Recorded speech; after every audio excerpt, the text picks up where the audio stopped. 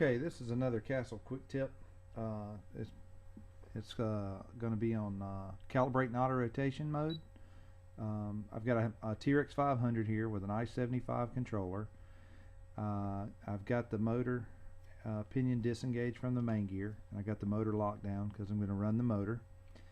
What we're going to do is this is kind of a continuation of the throttle calibration that we've just done.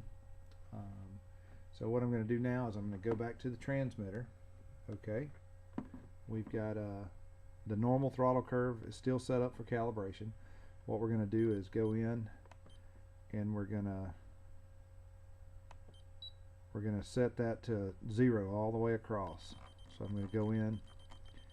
The first point was already at 0. I'm setting the second point, and then the high stick position, I'll set that also to 0, and that's going to give us a place to arm the controller in normal mode and also go back into soft start in normal mode.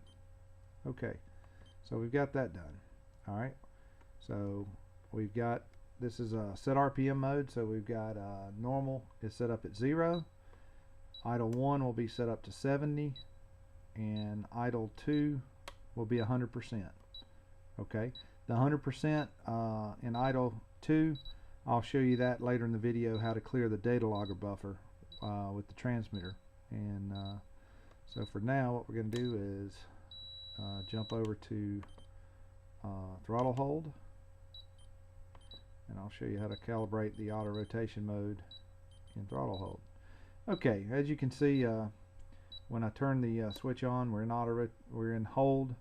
So what we want to do is adjust the it's called idle offset in this transmitter. Basically, there's a usually it'll be defaulted to 0, but as you adjust that value up, for example with a nitro helicopter, that would make the idle be very high. You could adjust it all the way up so you had a really high idle in when you hit the hold switch, and that would give you, of course, an unfair advantage doing an auto rotation. Worked pretty good for learning how to do an auto. So what we're going to do is just bump that up. What we're going to actually do is, with that value being adjusted up, it's going to get us into our lower head speed in our set RPM mode. So I'm going to go back to my normal, which is 0. I'm going to plug in the battery, and that's going to give us I'll arm the controller. I've got a 6S 2500 on here, so it counted 6 cells, the controller armed, everything's ready to go.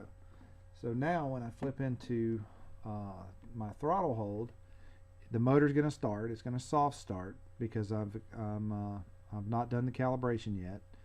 So I'm going to let it soft start. I'm going to let it spool up, reach top speed, and then I'm going to adjust the value down until the exact point where the motor stops. Because I'm in governor mode, the motor's in set RPM governor mode, I'm sorry, the motor will stop at a specific point because that's exactly where it comes into the auto rotation window of the throttle. So I'm going to do that now.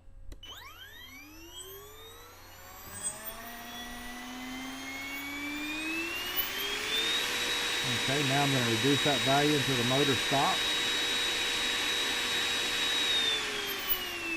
Okay, so now when I flip throttle hold off, I'm going into normal. Okay, now it says 0 throttle, so the controller wants to soft start the motor now. So when I go to idle 1, it should soft start. It's soft starting. Now I hit hold. Okay, I'm coming down doing the auto, and the motor will actually stop, and when I need to bail out, I'll flip out of hold. You know, the blades are still spinning, coming down. I'll flip out of hold now, and you see it starts up really fast. I'm going to hit hold again.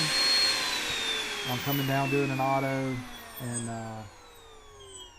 now that I've, just say the model's landed on the ground, I'm going to flip into normal mode, which will give me a value of 0. I'll flip out of hold into normal, my flight condition being in normal, which has a value of 0 that we've set up. When I flip into idle 1, it'll soft start. Okay, so that's going to soft start for us. Again, I hit hold. I'm in idle 1 on my flight condition switch.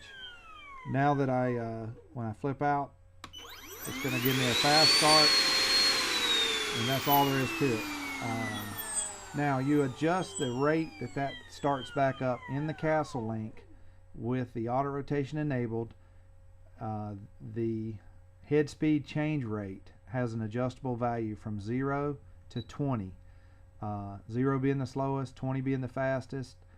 This is an example. I've got this model set at 16. I've got it set to come back pretty good. Yeah, I started with a value of 10 and it wasn't quite fast enough for me. So as I move that up to 16 on the head speed change rate with auto rotation enabled, this is where I ended up. It has a real nice recovery and works very well. Okay, now I want to show you, we want to clear, just say we're going out to fly, all that's set.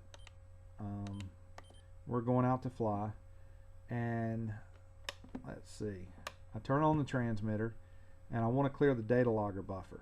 That's the data on the ICE controller has a data logger. So what I'll do is I'll go into idle 2 on the flight mode condition, and then I'm going to go and when I plug in the battery, it's going to count the cells, and then I'm going to wait 6 seconds, and then we're going to hear some audible tones coming up, which will be the data logger clearing. Alright, now I go back. If I leave it there, it'll do it again in 6 seconds. Alright, I'm going to go to a 0 condition in normal, the controller arms, and it's ready to go fly. What that does, that clears the data logger buffer so that I don't have to, you know, if it's full, just say I've flown all day and I want to get the data off the last flight or the last couple flights, it gives me a way to clear the data without having to plug it into the computer, and now it's ready to go fly. I'm going to let it soft start in idle 1. Okay, that's our Castle quick tip. Appreciate you watching. Thank you.